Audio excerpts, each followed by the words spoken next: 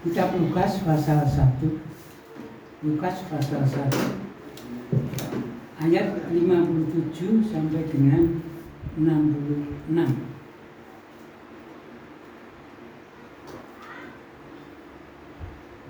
Lukas 1 57 sampai 66. Kita akan baca bersama-sama.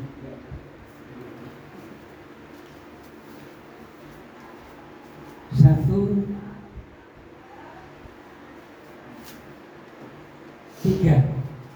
Kemudian genaplah hendaknya Elizabeth untuk bersalin, dan ia pun melahirkan seorang anak laki-laki.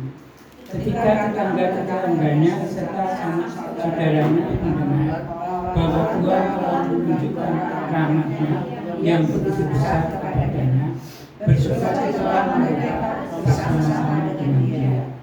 Maka datanglah mereka pada hari yang ke-8 untuk menyebarkan anak itu, dan mereka hendak menamai dia Zakaria menurut nama bapaknya. Tetapi ibunya berkata, "Jangan, dia harus dinamai Yohanes."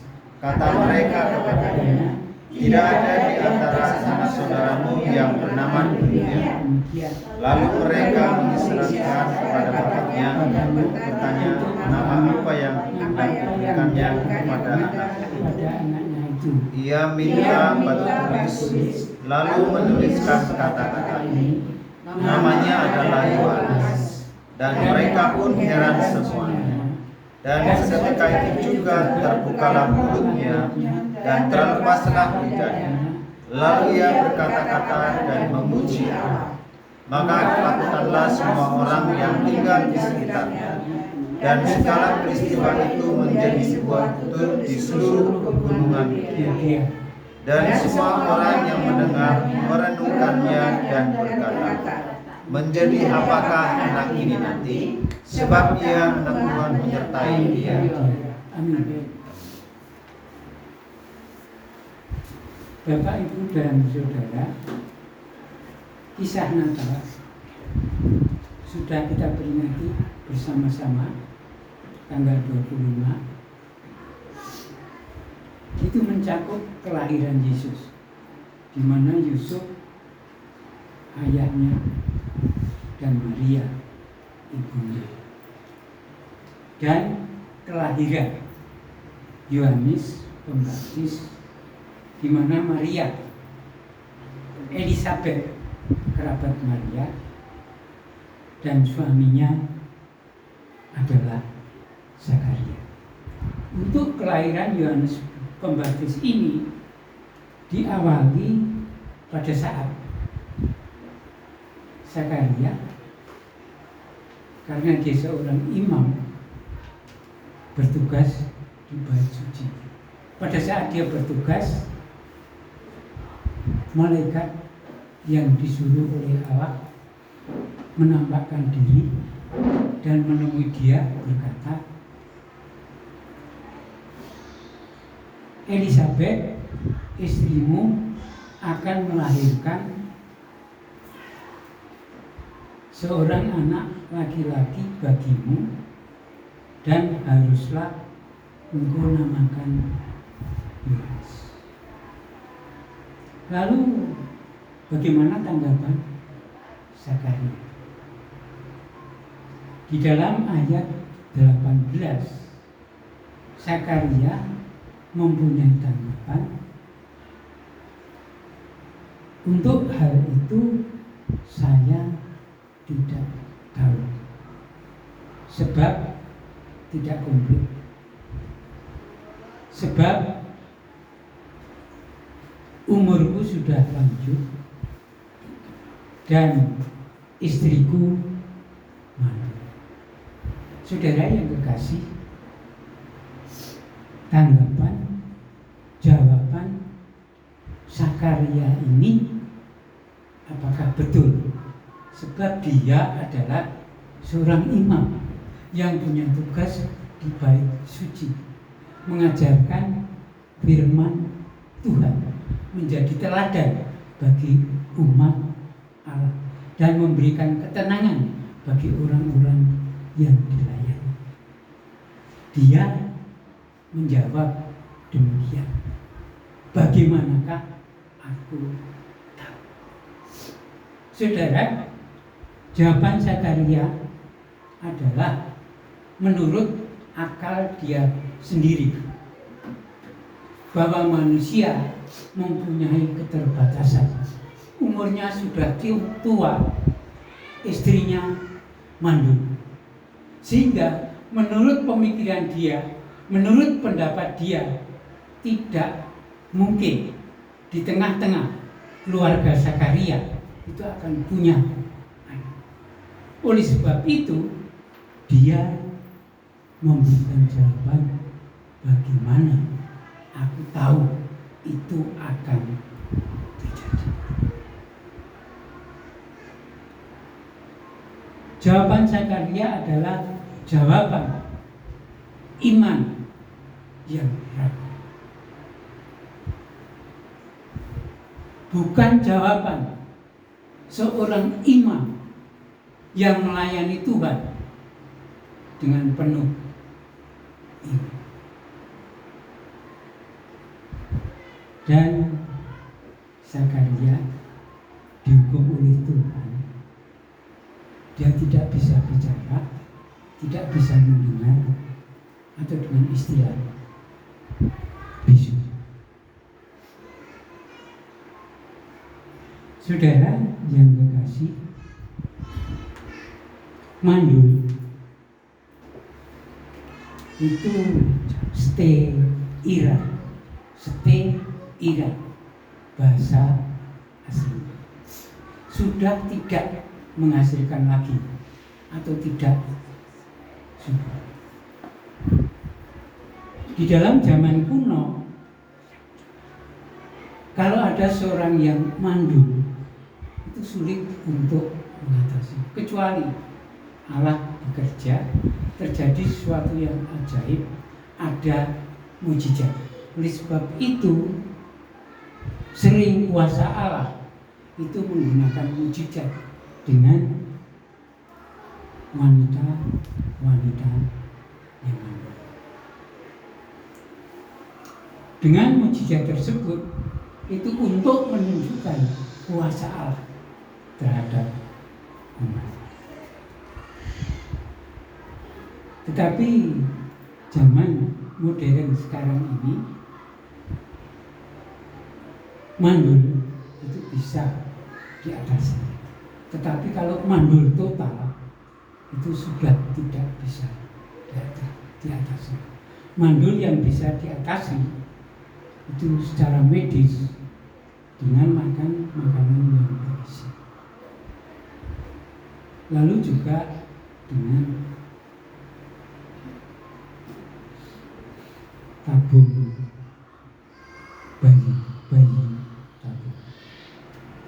Jadi memasukkan sperma laki-laki pada kandungan perempuan, lalu bisa bunting dan bisa melahirkan. Biasanya waktu melahirkan itu dengan sisa. Jadi zaman dulu, zaman kuno itu tidak sama dengan sekarang, di mana pertolongan Tuhan itu dibutuhkan sehingga keluarga itu mempunyai.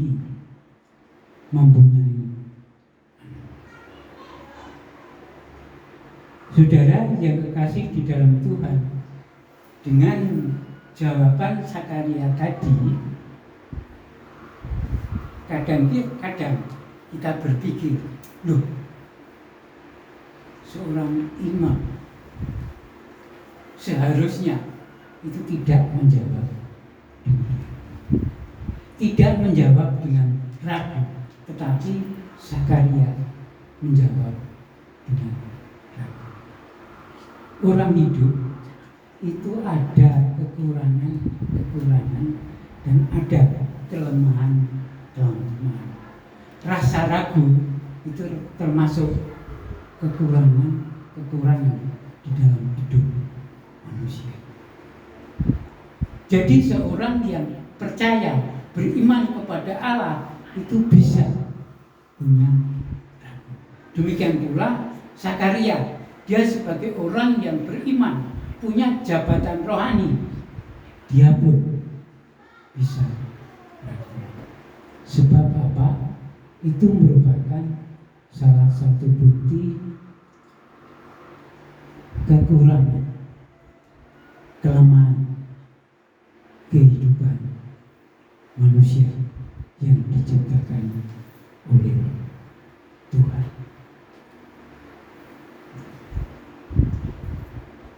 Saudara yang kekasih di dalam Tuhan, kelahiran Yohanes Pembaptis di dalam Lukas 1 ayat 57 sampai 66 itu ada aspek yang penting,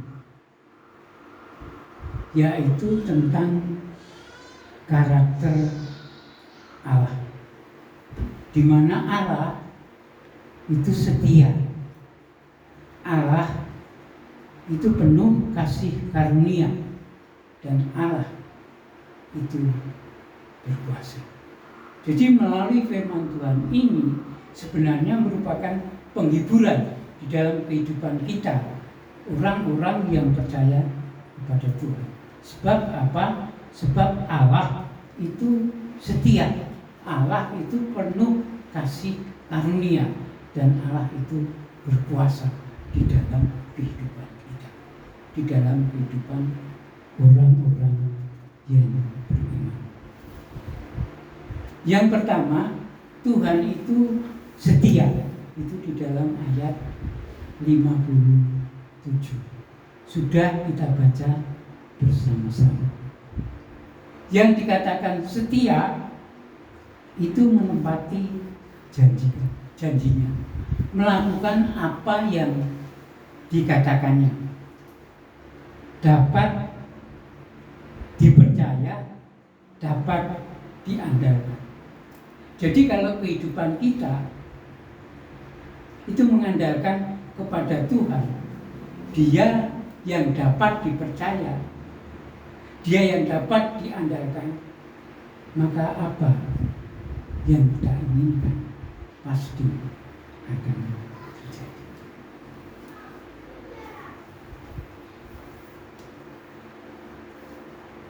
Oleh sebab itu dalam hidup kita sebagai orang yang percaya, kita dapat mengandalkan kepada Dia. Kita dapat mempercayakan kepada Dia di dalam hidup kita. Dalam Allah setia, itu setia di dalam hal apa? Allah setia dalam menepati janjinya.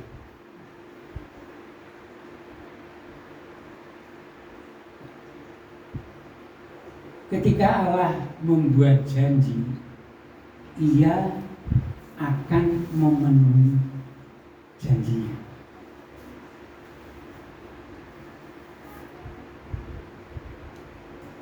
Bagi kita itu hanya sekedar pengumuman kelahiran biasa di dalam ayat yang ke-57.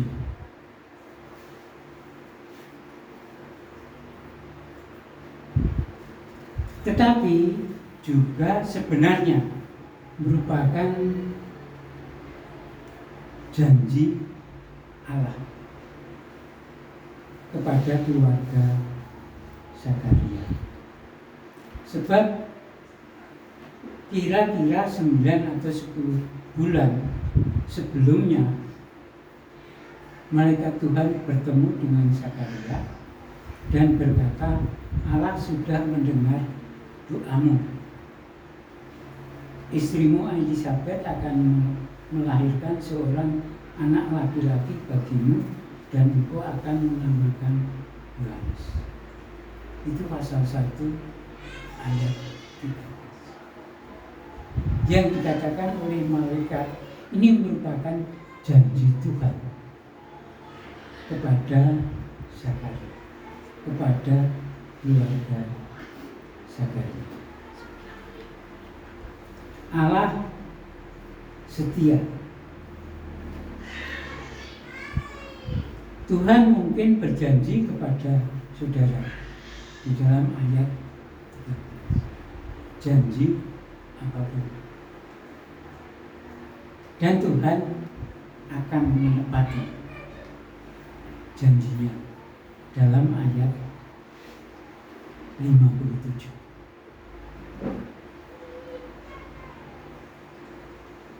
Tetapi kita harus menunggu untuk diberi. Tuhan memenuhi janjinya itu sesuai dengan jadwalnya, bukan sesuai dengan jadwal kita. Inilah yang sering membuat orang-orang yang beriman kepada Tuhan ingkar dari iman, sebab dia akan menunggu janji yang sesuai dengan jadwal dia, tidak menunggu apa yang dijanjikan oleh Allah sesuai dengan jadwalnya. Saudara yang dikasihi, kemudian genaplah bulannya, Elisabet melahirkan bayi laki-laki. Kemudian genaplah bulannya itu merujuk lebih dari sekedar melahirkan, tetapi juga tiba waktunya bagi Tuhan untuk memulai pekerjaan yang besar, pekerjaan yang luar biasa, yaitu tentang keselamatan, tentang penebusan bagi orang-orang yang berdosa. Tentu saja lewat Yohanes Pembaptis yang dilahirkan, yang nanti akan dilanjutkan oleh pelayanan Yesus Kristus.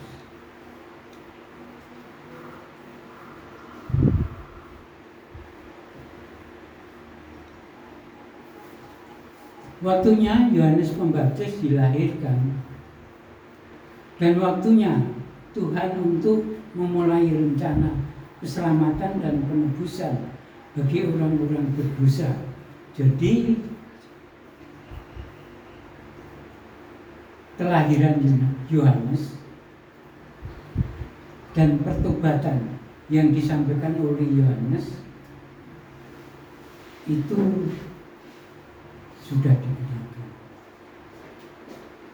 pada saat Yohanes dilahirkan. Lalu kalau Tuhan setia, itu setia dalam hal apa saja. Yang kedua, dia setia dalam menunjukkan belas kasihan. Perlakuan penuh kasih sayang kepada mereka yang membutuhkan. Jadi setia dalam menunjukkan belas kasihnya, itu perlakuan penuh kasih sayang kepada mereka yang membutuhkan. Itu dalam ayat 58. Tuhan berbelas kasihan kepada Elisabet. Dia tidak mungkin punya anak, tetapi dia bisa punya anak. Orang semua bersukacita dengan. Jadi sebenarnya setiap kali Tuhan memberkati dalam hidup kita dengan cara apapun, itu adalah kasih karunia dari Tuhan Tuhan itu setia di dalam belas kasih-Nya. Lalu untuk yang ketiga, bagian setia ini, Tuhan setia menyediakan komunitas.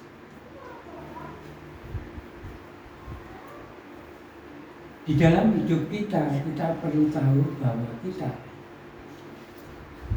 butuh orang lain. Untuk apa? Untuk diajak menangis bersama, untuk diajak tertawa bersama, untuk diajak sukacita bersama, untuk diajak duka cita bersama, untuk diajak memberi semangat, dan sebaliknya. Jadi Tuhan itu sediakan komunitas bagi Elisabet. Di dalam hidup dia secara pribadi itu tidak bisa sendiri. Jadi kalau kata-kata, saya tidak ingin merepotkan orang lain. Kalau kita ulas secara jelas, sebenarnya tidak begitu.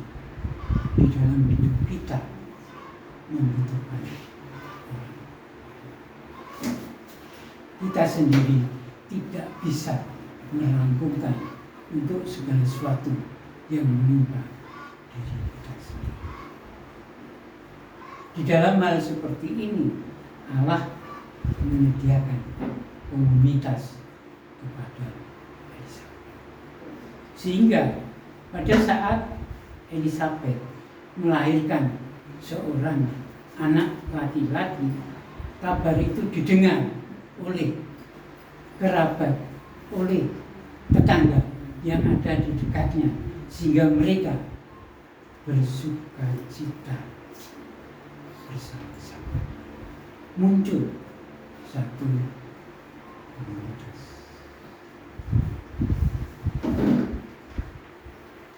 Ada seorang nenek sudah tua. Dia punya penyakit napas, sehingga kalau jalan sedikit, lari sedikit, napasnya sudah ngos-ngos. Nah, di dalam keadaan demikian, dia perlu pil sebagai obat, dan ini sudah diberikan. Dia hidup pada satu tempat yang terasing. Kebetulan dia piara sebuah anjing. Anjing itu baik, anjing itu jinak. Karena dekatnya dengan nenek tua itu, sehingga dia mengerti tindakan untuk menolong tuannya tersebut. Pada saat dia ada di rumah, waktu nenek itu napasnya ngos-ngosan, dia tahu, coba dia cari dengan kakinya, ceker-ceker di tempat obat, lalu obat itu digigit, dibawa ke tempat tuannya, nenek tua itu, sehingga nenek itu bisa meminum pil tersebut, obat tersebut. Dia punya kebun agak jauh dari rumahnya. Kalau dia berangkat ke kebun dan pulang dari kebun, maka napasnya itu akan ngos. Anjing tersebut tahu kalau tuannya, nenek tua itu pergi ke kebun, dia belakangan pergi, dia bawa obat lewat mulutnya. Lalu kalau melihat nenek tua itu mulai ngos-ngosan, lalu obat itu diberikan kepada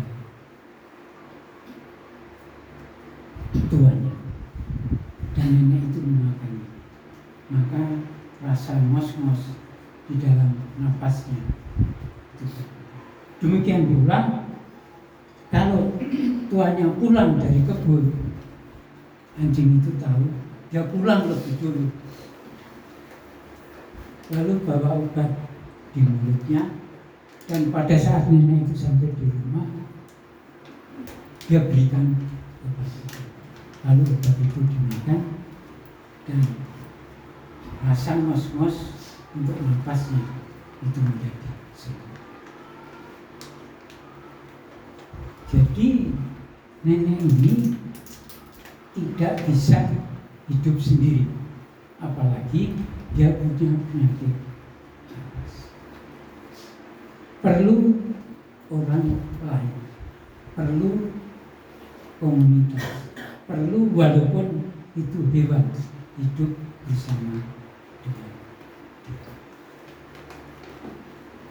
Saudara ingat pada saat kita ke tempat Mas Nanang, kita kunjungi sebab Mas Nanang sakit. Di tempat itu kita bisa berkumpul bersama-sama. Kita bisa menikmati jajan bersama-sama. Dan karena waktunya pulang, kita berdoa bersama-sama.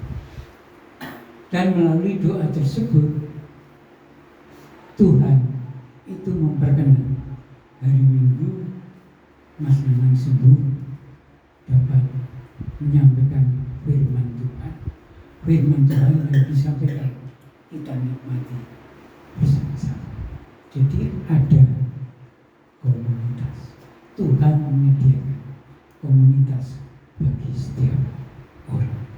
Seperti Tuhan menyediakan komunitas bagi Elizabeth.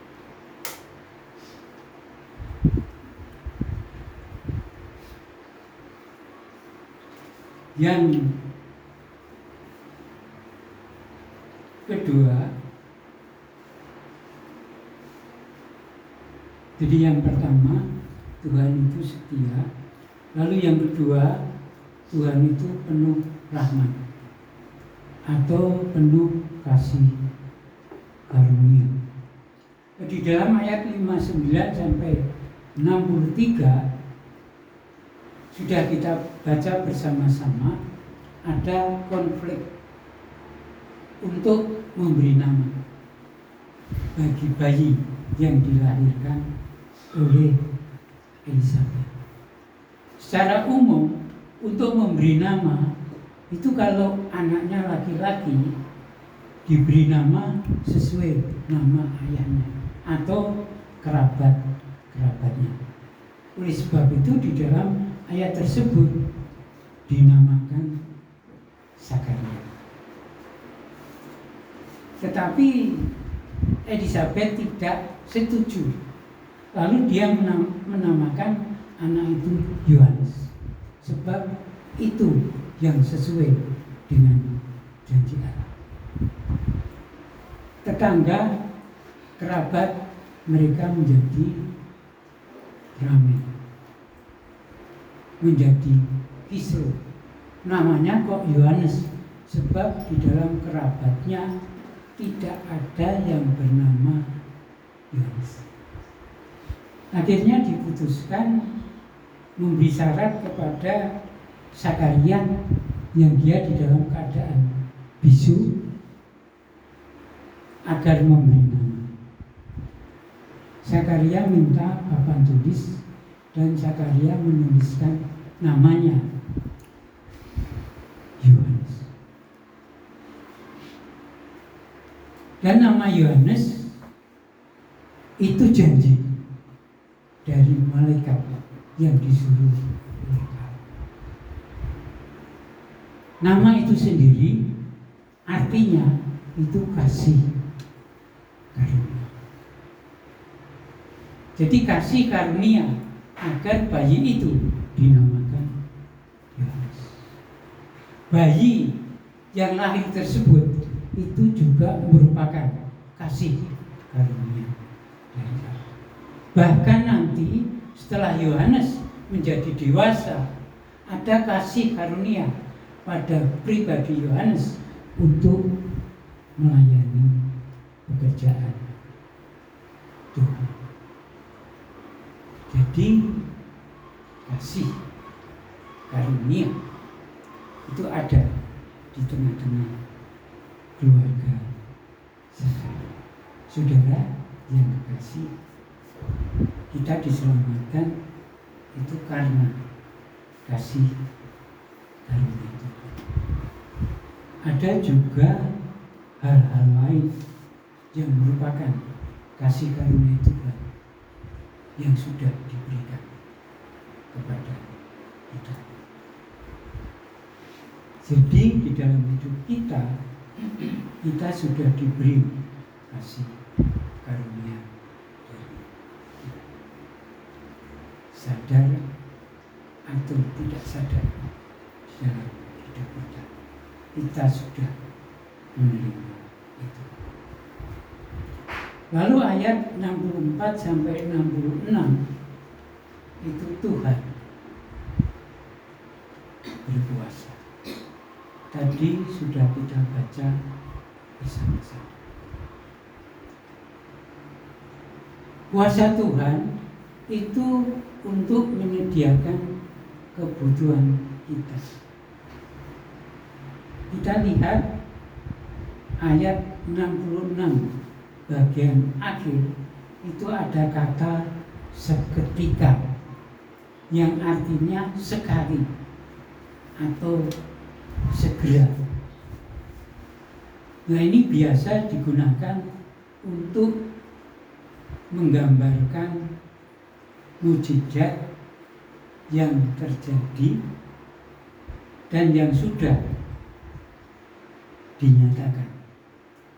Seperti Lukas 4 ayat 39, di sana ada kata segera. Pada saat Tuhan Yesus menyembuhkan perempuan yang sakit demam, Yesus melihat imannya. Dengan iman itu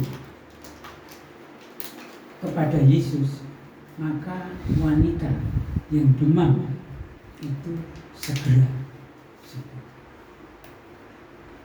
Dalam Lukas 5 ayat 25,